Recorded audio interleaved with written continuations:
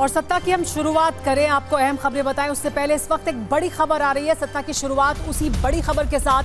एटमी मुद्दे पर आर पार के मूड में है ईरान। एनपीटी से अलग होने की ओर बढ़ रहा है ईरान।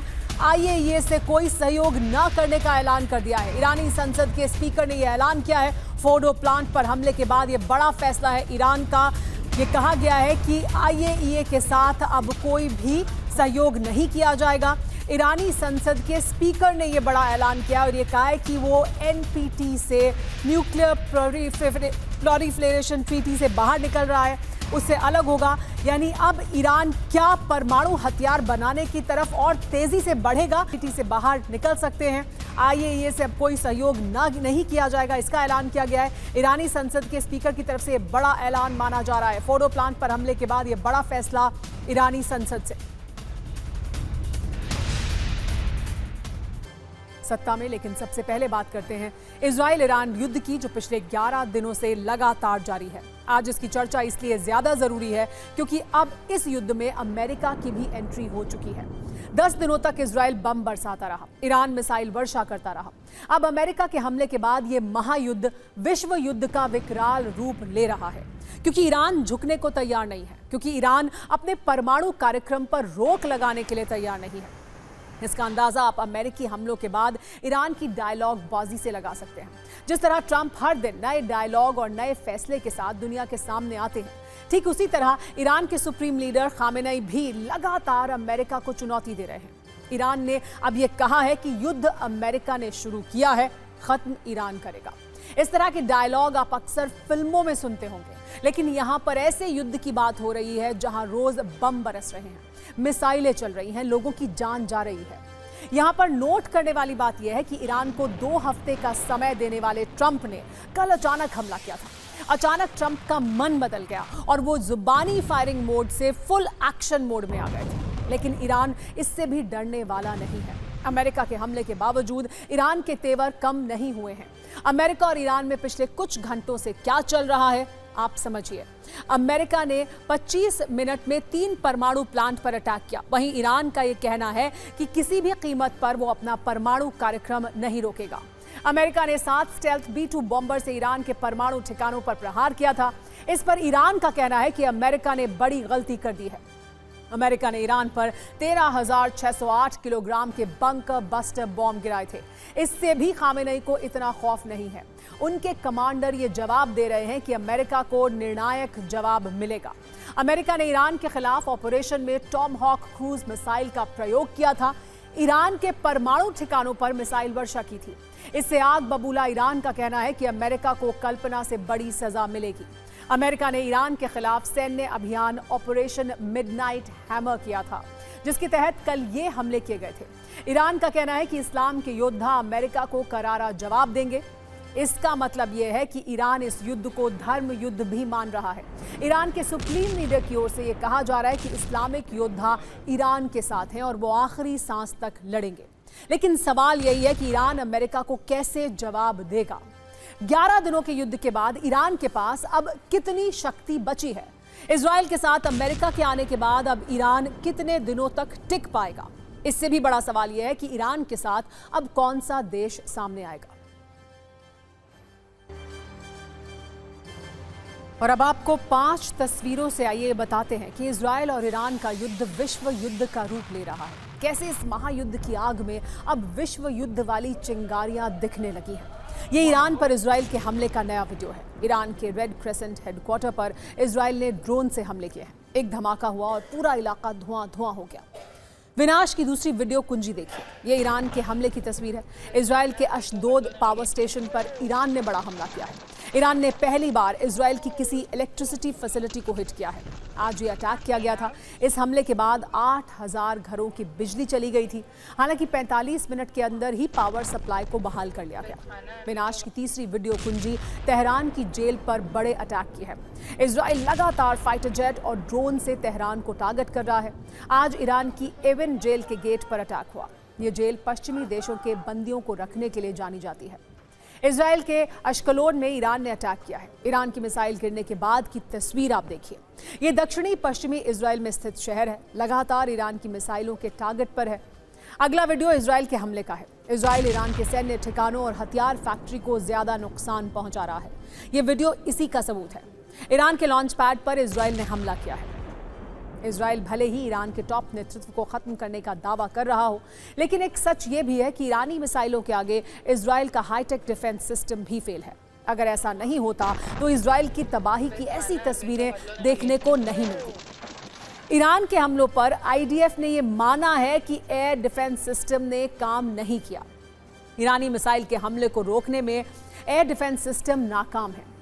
डिफेंस सिस्टम के फेल होने से हाइफा पर बड़े हमले हुए हैं। इस हमले के समय रडार ने काम करना बंद कर दिया था। ईरानी हमले के समय सायरन ने भी काम नहीं किया। जब भी इजराइल के सुरक्षा कवच की बात होती है, वो आपके दिमाग में भी ये पहला नाम आयरन डोम का आता होगा, क्योंकि आयरन डोम इजराइल का एक ऐसा डिफेंस सिस्टम है जिसको भेदना किसी चुनौती से कम नहीं है। लेकिन ईरान ने इस दावे को गलत साबित कर दिया है। सवाल यही है कि आयरन डोम क्यों फेल हो रहा है। आप बहुत ही आसान भाषा में इसे समझिए। आयरन डोम मध्यम दूरी की मिसाइल रोकने में सक्षम है। ये 70 से 150 किलोमीटर तक टारगेट हिट करने में सक्षम है। ईरान खुरम शहर, सेजल, फतह मिसाइलों से हमला कर रहा है। ईरानी मिसाइलों की गति आवाज से भी 5 गुना ज्यादा है। मिसाइलों की उड़ान 50 किलोमीटर से ज्यादा है, जबकि आयरन डोम की क्षमता सिर्फ 15 किलोमीटर की ऊंचाई तक है। सबसे बड़ी बात, आयरन डोम बैलिस्टिक मिसाइलों के खिलाफ कारगर नहीं है।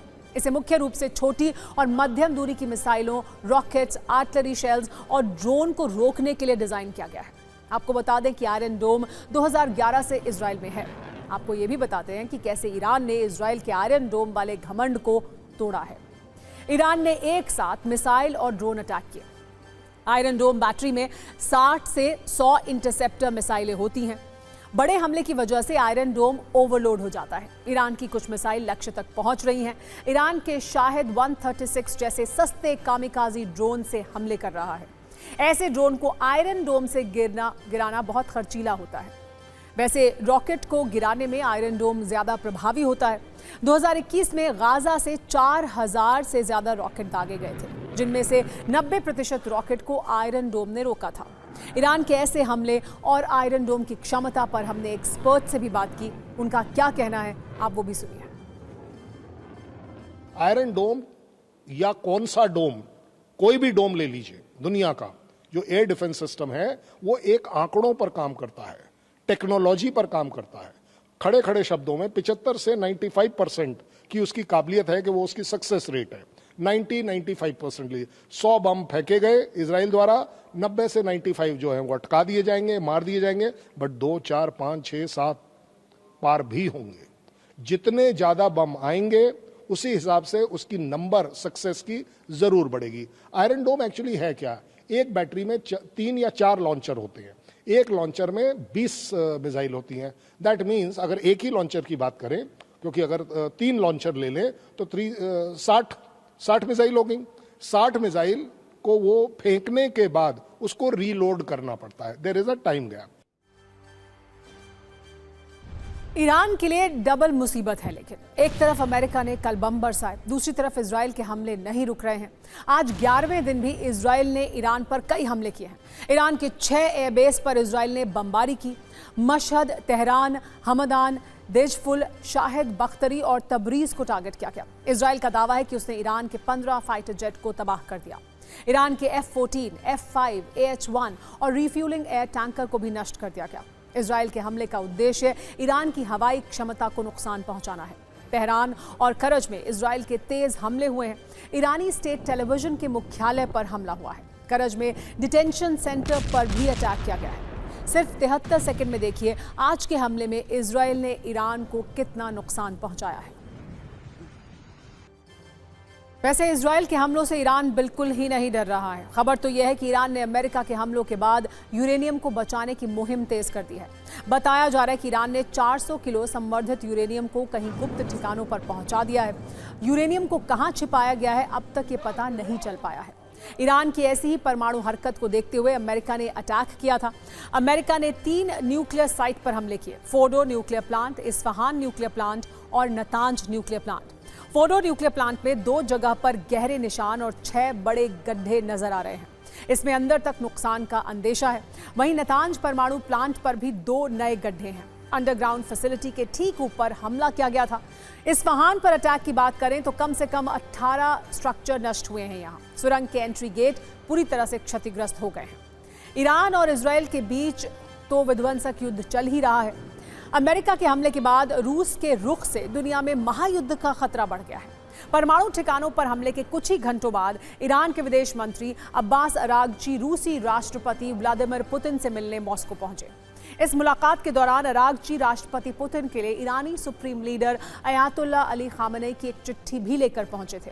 दरअसल खामेनेई चाहते हैं कि पुतिन ज्यादा खुलकर ईरान का समर्थन करें और ईरान को सैन्य मदद भी करें। इस बीच रूसी राष्ट्रपति पुतिन ने ईरान पर अमेरिकी हमलों की निंदा की है। पुतिन ने इसे अमेरिका की आक्रामकता बताते हुए कहा कि इस वक्त पूरी दुनिया ईरान के साथ है। रूस के पूर्व राष्ट्रपति दिमित्री मेदवेदेव ने एक ऐसा बयान दिया है जिससे दुनिया में एटमी जंग का खतरा बढ़ा दिया है। मेदवेदेव ने कहा है कि कई देश ईरान को सीधे अपने परमाणु हथियार मुहैया कराने के लिए तैयार हैं। गौर करने वाली बात यह है कि मेदवेदेव रूस की सुरक्षा परिषद के उपाध्यक्ष हैं और उन्हें राष्ट्रपति पुतिन का बहुत करीबी माना जाता है। ऐसे में सवाल है कि क्या पुतिन ईरान को सीधी परमाणु मदद देने जा रहे हैं। उधर चीन ने भी अमेरिका की कार्रवाई की आलोचना की है। चीन की तरफ से कहा गया है कि अमेरिका ने ईरान पर हमला कर अंतर्राष्ट्रीय नियम तोड़े हैं। अमेरिका के हमले के बाद दुनिया कैसे 2 हिस्सों में बंट गई है, आप इस रील में देखिए। ईरान के आसमान में B-2 बम अवर्षक के गरजने से स्थिति विस्फोटक हो गई है। अब तेहरान किसी भी वक्त हॉर्मुज स्ट्रेट को बंद कर सकता है। हॉर्मुज स्ट्रेट वैसे तो एक छोटा सा समुद्री मार्ग है, लेकिन दुनिया के लिए यह समुद्री मार्ग कारोबार के लिहाज से इतना अहम है कि इसके बंद होने से एक और आग लग सकती है। ये आग है महंगाई की आग। दरअसल हॉर्मुज स्ट्रेट समुद्री मार्ग के 90% हिस्से पर ईरान का दखल है। अपने न्यूक्लियर प्लांट पर अमेरिकी बंकर बस्टर बॉम्ब गिरने से गुस्साए ईरान ने अब इसी रास्ते पर ब्रेक लगाने की तैयारी कर ली है। नोट कर लीजिए, अगर ऐसा हुआ तो कई देशों की अर्थव्यवस्था के चरमराने का खतरा भी है। ईरान ने संसद में अमेरिकी हमलों के बाद हॉर्मुज स्ट्रेट को बंद करने के फैसले को मंजूरी दे दी है। हालांकि इस पर आखिरी फैसला सुप्रीम लीडर खामेनेई को करना है, लेकिन इसकी आशंका से ही दुनिया में हलचल है। अमेरिका ने ईरान को धमकी दी है कि हॉर्मुज स्ट्रेट को बंद करना ईरान के लिए आर्थिक आत्महत्या करने जैसा होगा। सोचिए, एक छोटा सा समुद्री मार्ग यानी स्ट्रेट ऑफ हॉर्मुज सीधे सीधे हमारी और आपकी जेब को प्रभावित करेगा। इसीलिए इसकी ABCD को समझना आपके लिए भी जरूरी है। हमारे न्यूज मित्रों के मन में इसको लेकर कई तरह के सवाल होंगे, इसीलिए हॉर्मुज स्ट्रेट को लेकर हमने सरल शब्दों में ये एक कुंजी तैयार की है ताकि कोई कंफ्यूजन ना रहे। मैप में अगर आप देख रहे हैं तो स्ट्रेट ऑफ हॉर्मुज ईरान और खाड़ी देशों के बीच एक समुद्री गलियारा है जो फारस की खाड़ी और ओमान की खाड़ी को जोड़ता है, जो आगे अरब सागर में जाकर मिल जाता है। दोनों खाड़ी के बीच में यह संकरा सा रूट है जो बहुत चौड़ा नहीं है। इसकी चौड़ाई सिर्फ 33 किलोमीटर है, जबकि लंबाई 167 किलोमीटर। लेकिन यह समुद्री रास्ता तेल और गैस सप्लाई करने के लिए बहुत अहम है। सऊदी अरब, ईरान, इराक, कुवैत, कतर से तेल की सप्लाई इसी स्ट्रेट ऑफ हॉर्मुज से की जाती है। भारत, चीन, जापान, दक्षिण कोरिया और यूरोप को भेजा जाने वाला कच्चा तेल इसी रास्ते से आता है। यानी दुनिया का 30% कच्चा तेल इसी रास्ते से निर्यात होता है। हॉर्मुज स्ट्रेट से हर महीने 3000 जहाजों का आना जाना होता है, यानी एक दिन में 100 शिप यहां से गुजरते हैं। यूनाइटेड नेशंस का नियम कहता है कि कोई भी देश अपने तट से 12 नॉटिकल माइल तक समंदर में अपना नियंत्रण रख सकता है। 12 नॉटिकल माइल का मतलब है 22 किलोमीटर। हॉर्मुज स्ट्रेट 33 किलोमीटर ही चौड़ा है, यानी किसी भी हाल में ईरान के समुद्री इलाके से ही जहाज को गुजरना होगा। ये जलमार्ग वैश्विक तेल और गैस सप्लाई की जीवन रेखा है। इसीलिए ईरान अगर इसे बंद करता है तो युद्ध की आग और बढ़ सकती है। इसके बंद होने से चीन और यूरोप समेत कई देशों को बहुत आर्थिक नुकसान हो सकता है। ऐसे में हो सकता है कि आने वाले वक्त में चीन और यूरोप के देश इसको लेकर सीधा दखल दें। ये रास्ता बंद हुआ तो कई देशों की ईंधन सप्लाई बाधित हो सकती है। कच्चे तेल की कीमतों में बढ़ोतरी होगी, जिससे गैस, पेट्रोल, डीजल सब महंगा होगा। अगर हॉर्मुज स्ट्रेट बंद हुआ तो अमेरिका की सेहत पर तो बहुत असर नहीं पड़ेगा, लेकिन एशिया, खास तौर से चीन और भारत की तेल सप्लाई जरूर प्रभावित होगी, क्योंकि स्ट्रेट ऑफ हॉर्मुज से होकर गुजरने वाले कुल ईंधन में से 26% ईंधन चीन को सप्लाई होता है। जापान और साउथ कोरिया को 22% और भारत को 14% ईंधन की सप्लाई होती है। इसके अलावा यूरोपीय देशों को 8%, अमेरिका को 4% और अफ्रीकी देश 5% कच्चा तेल इस रास्ते से निर्यात करते हैं। यानी तेल के लिए इस रूट पर चीन की निर्भरता बहुत ज्यादा है, जबकि अमेरिका की बहुत कम है। यहां भारत का एंगल भी आपको समझना चाहिए। अगर हॉर्मुज स्ट्रेट बंद हुआ तो भारत पर इसका क्या असर होगा? हॉर्मुज जलमार्ग भारत के तेल आयात का बड़ा सोर्स है, जिसके बंद होने से समय और खर्चा दोनों बढ़ जाएंगे। भारत में प्रतिदिन तेल का कुल आयात 50.5 लाख बैरल है। इसमें 20 लाख बैरल हॉर्मुज स्ट्रेट से आता है, यानी भारत का 40% तेल हॉर्मुज मार्ग से आयात होता है। हॉर्मुज स्ट्रेट बंद हुआ तो भारत के लिए भी कच्चे तेल की ट्रांसपोर्ट लागत बढ़ेगी। कच्चा तेल महंगा होने से पेट्रोल डीजल की कीमत बढ़ेगी। नेचुरल गैस की कीमतों पर भी इसका असर होगा और इसके असर से महंगाई भी बढ़ेगी। केंद्र सरकार हॉर्मुज संकट पर नजर बनाए हुए है। केंद्रीय पेट्रोलियम मंत्री हरदीप पुरी ने भरोसा दिया है कि घबराने की जरूरत नहीं है। भारत के पास तेल का पर्याप्त स्टॉक है। हॉर्मुज के अलावा अन्य रूट से भी तेल सप्लाई को बढ़ाया जाएगा। Government under the Honorable Prime Minister has been consistently and periodically reviewing the situation, including the possibility of the closure of the Straits of Hormuz. And as I have mentioned earlier, we had diversified the sources of supply, and out of the 5.5 million barrels of crude oil that India consumes daily, about 1.5 and 2 million only come through the Straits of Hormuz. दरअसल भारत खाड़ी देशों के अलावा अलग अलग देशों से तेल आयात करता है। 38% कच्चा तेल रूस से आयात हो रहा है। ब्राजील समेत कुछ लैटिन अमेरिका और अफ्रीकी देशों से भी तेल का आयात हो रहा है। तेल आयात के लिए अलग अलग समुद्री रास्तों का इस्तेमाल भी किया जा रहा है। भारत LNG भी रूस, ऑस्ट्रेलिया और अमेरिका से मंगा रहा है, जबकि भारत के पास अगले 74 दिनों के लिए कच्चे तेल का भंडार भी मौजूद है। सत्ता की अगली खबर की अब आइए शुरुआत करते हैं मशहूर व्यंगकार हरिशंकर परसाई की पंक्तियों के साथ, जिन्होंने लिखा था कि बेइज्जती में अगर दूसरे को भी शामिल कर लो तो आधी इज्जत बच जाती है। शायद अमेरिका के राष्ट्रपति ट्रंप ने पाकिस्तान के प्रधानमंत्री शहबाज शरीफ और सेना के फील्ड मार्शल आसिम मुनीर के साथ यही किया है, जिन्हें ट्रंप की चापलूसी करना महंगा पड़ रहा है। खुद के मुल्क में शर्मिंदगी झेलनी पड़ रही है और ये सब कुछ हुआ है ईरान पर अमेरिका के हमलों के बाद, जिसने पाकिस्तान को पूरी तरह कंफ्यूजन में डाल दिया है और कुछ ही पलों में शहबाज मुनीर के हालात और जज्बात दोनों बदल गए हैं। तभी तो जो पाकिस्तान कुछ दिन पहले तक अमेरिका के राष्ट्रपति डोनाल्ड ट्रंप को शांति का मसीहा बताते हुए उनके लिए नोबेल शांति पुरस्कार की सिफारिशें कर रहा था, अब उसे ईरान पर हमले के लिए ट्रंप की निंदा करनी पड़ रही है। यानी अब शहबाज मुनीर में जबरदस्त कंफ्यूजन है और इसे आप ट्रंप की संगत का असर भी कह सकते हैं, जिनके बयान इस वक्त उनके फैसलों से मेल नहीं खा रहे हैं। क्योंकि एक ओर ट्रंप खुद को शांति दूत बताकर नोबेल मांग रहे हैं, तो दूसरी ओर खुद ईरान के ऊपर बम बरसा रहे हैं। यानी अब तक अपने बयानों की वजह से सिर्फ ट्रंप की फजीहत हो रही थी, लेकिन अब शहबाज और मुनीर भी बेइज्जत हो रहे हैं। दरअसल आसिम मुनीर और शहबाज शरीफ नोबेल शांति पुरस्कार के लिए ट्रंप की सिफारिश करके बुरा फंस गए हैं और अब पाकिस्तान में ही दोनों के इस फैसले को लेकर बहुत गुस्सा है। पाकिस्तान के लोग ट्रंप को नोबेल के लिए नॉमिनेट करने को शहबाज मुनीर की चापलूसी बता रहे हैं। शहबाज सरकार पर अब पाकिस्तान की कई विपक्षी पार्टियां भी भड़क गई हैं और उनकी मांग है कि ट्रंप को नोबेल पुरस्कार की सिफारिश को तुरंत वापस लिया जाए। पाकिस्तान के विपक्षी दलों का तर्क है कि जिसके हाथों में जंग का खून हो वो शांति का समर्थक कैसे हो सकता है। पाकिस्तान के लोगों में गुस्से का ये बवंडर ईरान पर अमेरिका के हमले के बाद उठा है और इसी को लेकर अब पाकिस्तान की सरकार भी बुरी तरह फंस गई है। लेकिन शहबाज और मुनीर जानते हैं कि नॉमिनेशन वापस लेने का मतलब है ट्रंप को नाराज करना और ये रिस्क फिलहाल पाकिस्तान नहीं ले सकता। इसीलिए वो अपने डैमेज को फिलहाल निंदा से कंट्रोल करने की कोशिश कर रहे हैं। ईरान पर अमेरिका के बॉम्बर गिरने के बाद पाकिस्तान का बयान आया है, जिसमें लिखा गया है कि पाकिस्तान ईरान पर अमेरिका के हमलों की निंदा करता है। पाकिस्तान क्षेत्र में तनाव के संभावित बढ़ते हुए खतरे को लेकर चिंतित है और अमेरिका का ये हमला अंतर्राष्ट्रीय कानून के मानदंडों का उल्लंघन करता है। लेकिन पाकिस्तानी ये कह रहे हैं कि निंदा से काम नहीं चलेगा, ट्रंप की मक्खनबाजी बंद करो और नोबेल नॉमिनेशन को वापस लो। सत्ता में अब आज की राजनीतिक कुंजी। जिसमें कहीं खुशी कहीं गम का माहौल है और चुनाव लड़ने वाली करीब करीब सभी बड़ी पार्टियों को कुछ ना कुछ मिला जरूर है।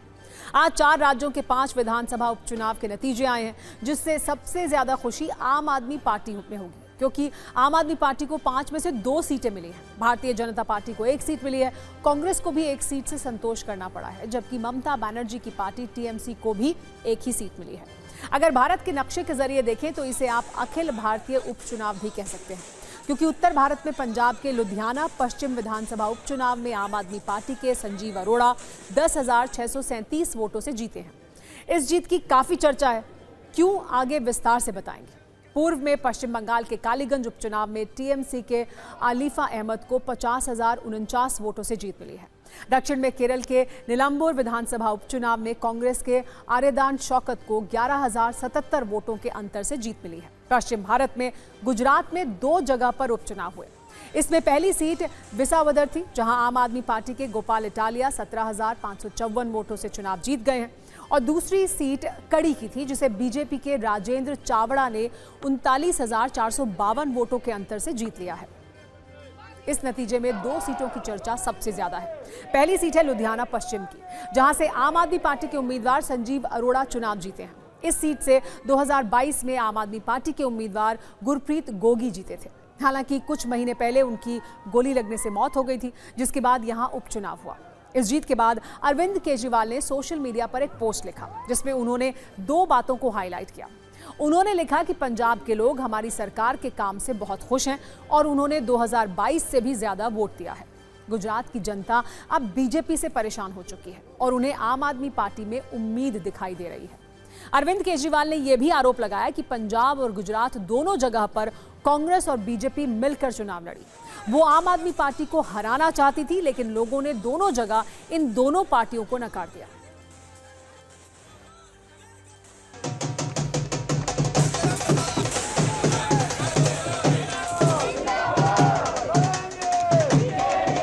जितने मार्जिन से हम लोग ये दोनों सीटें जीते थे 2022 में, आज उससे डबल मार्जिन से, लगभग डबल मार्जिन से ये दोनों सीटें हम लोग जीते हैं। कई लोग ये कह रहे हैं कि ये सेमीफाइनल है 2027 का, तो हम सोच सकते हैं कि अगर ये सेमीफाइनल है 2027 का और 2022 आंधी थी, तो 2027 तो तूफान आने वाला है। हम सोच सकते हैं कि जनता आम आदमी पार्टी के काम से कितनी खुश है। उन्होंने अपने पैसे के दम पर और अपनी शराब बांटकर और सरकार को इस्तेमाल करके उन्होंने इस बड़ी जो एक चुनौती थी पंजाब के लोगों के सामने कि क्या पंजाब की पहले राज्यसभा बेच दी गई हैं, अब राज्यसभा में जाकर अरविंद केजरीवाल बैठेंगे।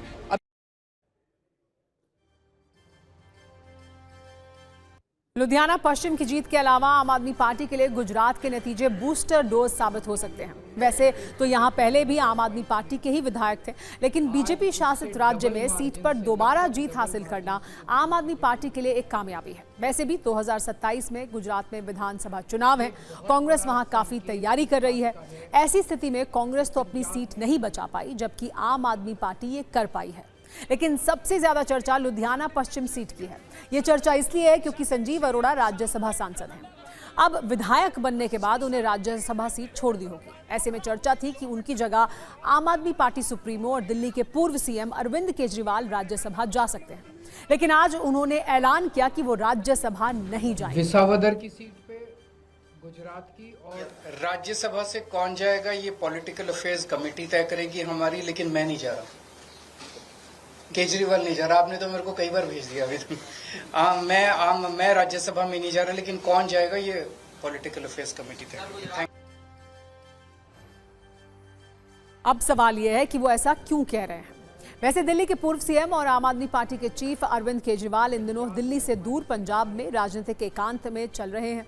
ऐसे में अगर संजीव अरोड़ा के विधायक बनने के बाद उनकी राज्यसभा सीट से अरविंद केजरीवाल राज्यसभा पहुंचते हैं, तो ये केजरीवाल के लिए बहुत बड़ी राजनीतिक राहत बन सकती है। राज्यसभा सदस्यता के जरिए केजरीवाल एक संवैधानिक पद पर रहेंगे, जिससे उन्हें गिरफ्तारी और दूसरी कानूनी कार्रवाइयों से कुछ हद तक सुरक्षा मिल सकती है। साथ ही राज्यसभा में मौजूदगी उन्हें राष्ट्रीय स्तर पर अपनी बात रखने और बीजेपी के खिलाफ सीधे संसद में बोलने का मौका देती है।